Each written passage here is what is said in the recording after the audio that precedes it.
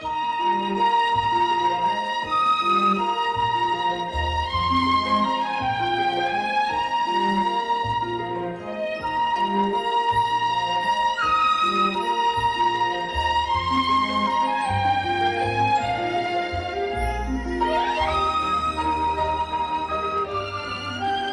to tonight's tale, a fairy tale theater podcast. We're going through every episode of Shelley Duvall's Fairy Tale Theater in alphabetical order. I'm your host, Emily, still in Atlanta, Georgia, joined by my co-host, Eric.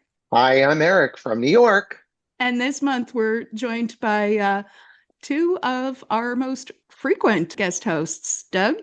Hi, Doug from Australia. And Melina. Hi, Melina from Nunavut. It's wonderful to have you guys back as we review Thumbelina. This is a special episode of the podcast. It's our very last episode alphabetically, so it's the last one we're doing. So we wanted to invite our two heavy hitters to join us for Thumbelina. Yeah, it would be the Mark Blankfield and the David McCharron of Welcome to Tonight's Tale, the most recurring. I hope you guys appreciate that comparison. Oh yeah, we get it. So there you go. And it's also very special for us because we actually do have a special interview with one of the original producers of Fairy Tale Theater, Fred Fuchs, joining us after our recap. So we're very happy to be talking to him, and he's going to give us some of the insight about not only the behind the scenes, but the technical aspect, because he worked in the control room on this series for most of the episodes, all of them actually. Yes, we're very thankful he agreed to join us in this episode. So that's coming up. Before our rewatch, Eric, do you have the background information on Thumbelina? Thumbelina was season 3, episode 4. It aired June 11th, 1984.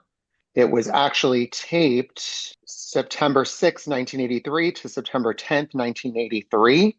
It was directed by a Brit, Michael Lindsay Hogg, and it was written by one of our stars of the episode, Mary Edith Burrell.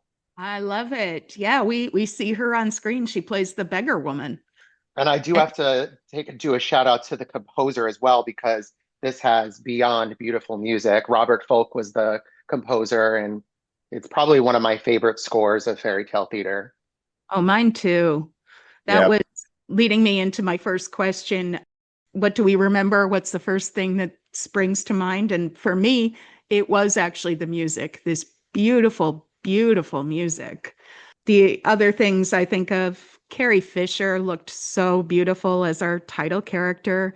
I remember William Catt in Yellow Tights. And Burgess Meredith singing, oddly enough. Those were the things that sprang to my mind. Quote unquote singing. Quote unquote singing. Singing is generous. Doug, what's the first thing that springs to your mind when you think of Thumbelina?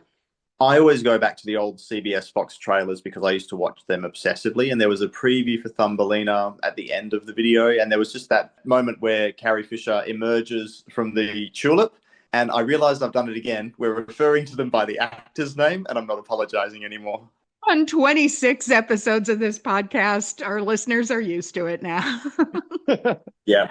So yeah, just that moment, just Carrie Fisher bursting out of the tulip. I always remember that. That's Princess Leia. Melina?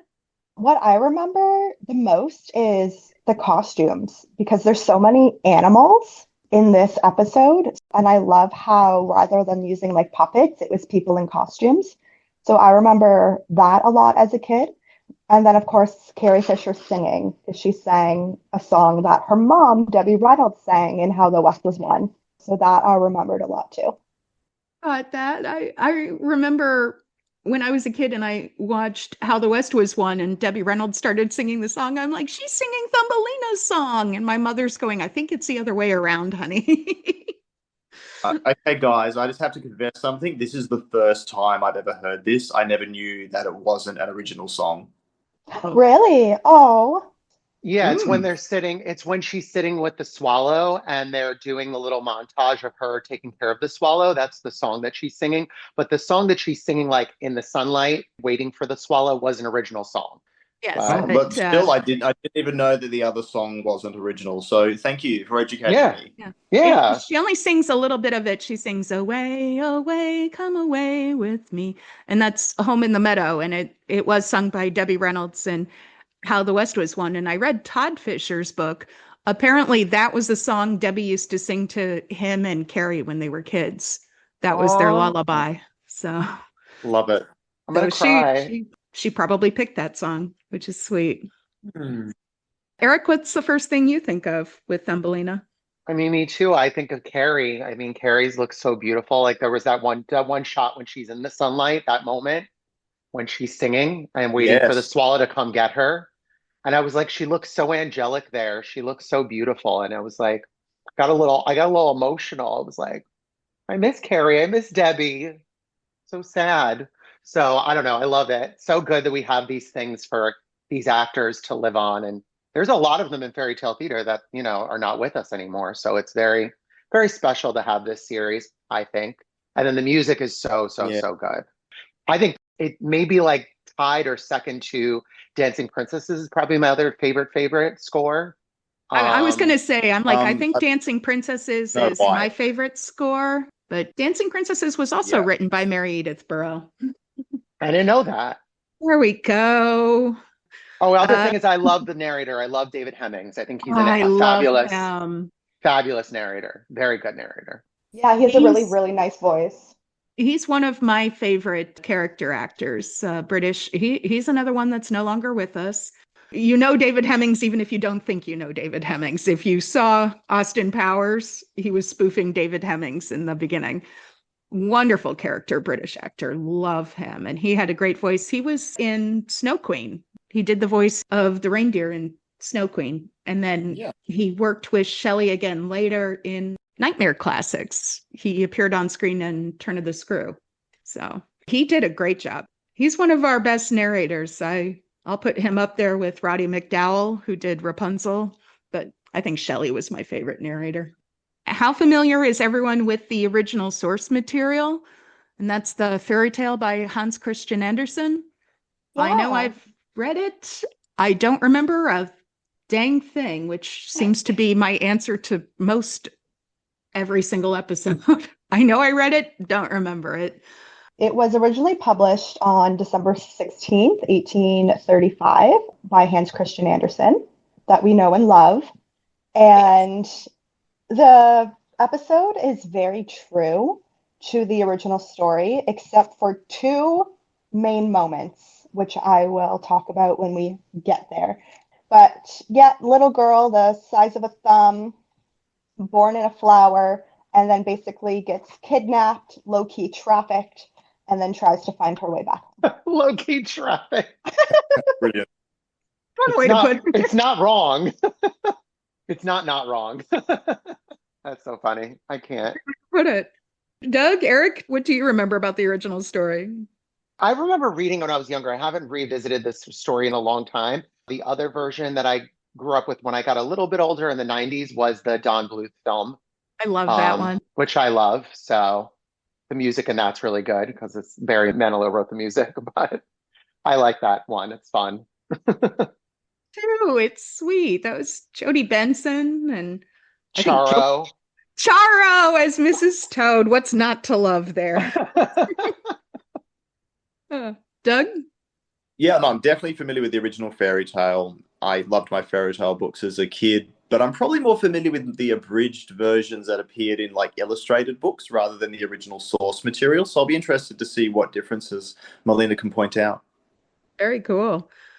What do we remember thinking overall of the episode when we first saw it? I'll admit it. Before I did my rewatch, I wrote down the word precious. It's a little precious. I mean, it's syrupy, it's sweet, but I always liked it. I know I rewatched this one a lot when I was growing up. It's romantic, corny, but in a good way. Eric? Yeah, I agree with you. It's sweet. It's cute. It's like, aw, it gives you like the aw moments, a few moments. I got to be honest, the moment towards the end when we get there, I was a little rolling my eyes yesterday. I was like, that's a little much. But but I still like it. I like it a lot. It's a really good episode. It's one of the favorites. It's one of the iconic ones, you know? Definitely. Doug? I'll agree with Eric. Definitely one of the iconic ones. You know, big stars, Carrie Fisher, William Catt. It wasn't one of the episodes I was drawn to. I was a big fan of the ones that had the witches and the princesses. So this kind of fell by the wayside, but it was one that I definitely felt was one of the staple fairy tale theatre episodes. And again, beautiful cover art, just saying. Doug's our expert on the cover art. Mm-hmm. Melina? I remember really liking this one as a kid, but I'm also in a similar camp as Doug that I always preferred like princesses and witches. Yeah. But what I do love about this fairy tale is obviously Thumbelina gets lost, and rather than just like crying about it, she figures out how to try to get home to her mom with the help of those who are willing to help her.